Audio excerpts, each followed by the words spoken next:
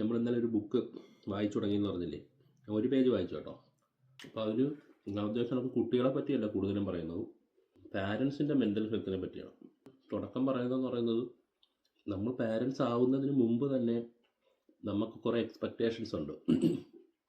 നല്ല കുറേ ആൾക്കാർക്ക് ക്യൂട്ടായിട്ടുള്ള കുട്ടികളെ പറ്റി അവരിഷ്ടമായിരിക്കും, അവരുടെ കളി ഇഷ്ടമായിരിക്കും, ഉറക്കത്തിൽ കിടന്ന് ചിരിക്കുന്നത് ഇഷ്ടമായിരിക്കും. ചിലർക്ക് കുട്ടികളെ സ്കൂളിൽ കൊണ്ടാക്കുന്നതും കളിക്കാൻ കൊണ്ടാക്കുന്നതും അവരോട് കളിക്കുന്നതും ഫ്രണ്ട്സായിട്ട് നടക്കുന്നതും ഇതൊക്കെ ആയിരിക്കും നമ്മൾ സ്വപ്നം കാണുന്നത്.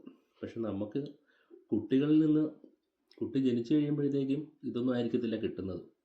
നമ്മുടെ ഉറക്കമില്ലായ്മ, അവരുടെ കരച്ചിൽ, നമ്മൾ ഉദ്ദേശിക്കുന്ന പോലെയൊന്നും ആയിരിക്കത്തില്ല അവർ. അപ്പോൾ അതൊക്കെയാണ് നമ്മളെ മെൻ്റൽ ഹെൽത്തിനെ ബാധിക്കുന്നത്. അപ്പം അതിനെപ്പറ്റിയാണ് അതിൽ തുടക്കത്തിൽ പറയുന്നത്. നമ്മൾ ആ കുട്ടികളിലേക്ക് നമ്മളെ എക്സ്പെക്റ്റേഷൻ അവരിൽ അടിച്ചേൽപ്പിക്കാതെ അവരെങ്ങനെയാണോ അതിനൊത്ത് നമ്മൾ മാറണം. അപ്പോൾ അവർ ഫുഡ് കഴിക്കാത്തപ്പോൾ നമ്മളവരെ വഴക്ക് പറഞ്ഞിട്ട് കാര്യമില്ല. അപ്പോൾ അവർക്ക് നമ്മൾ ഇഷ്ടപ്പെടുന്ന ഫുഡ് ഉണ്ടാക്കി കൊടുക്കണം. അപ്പം അവിടെ നമ്മുടെ സ്കില്ല് നമ്മൾ കൂട്ടണം. അപ്പോൾ ഞാനെന്തായാലും അതിനു വേണ്ടി എൻ്റെ കുക്കിംഗ് സ്കില്ല് കൂട്ടുന്നതിന് വേണ്ടി കൂടെ ഞാനൊരു ബുക്ക് മേടിച്ചിട്ടുണ്ട്. അതാണ് ക്യാച്ച് ഓഫ് ദ ഡേ. ഈ പുസ്തകമാണ് മേടിച്ചത്. അപ്പോൾ ഇത് നോക്കി നമുക്ക് കുറച്ച് വെറൈറ്റി ആയിട്ട് ഫുഡുകൾ ഉണ്ടാക്കാം. അതിൻ്റെ അകത്ത് കുറേ ടൈപ്പ് ഫുഡുകളൊക്കെ ഉണ്ട്, ഫോട്ടോ സഹിതമാണ് കൊടുത്തിരിക്കുന്നത്.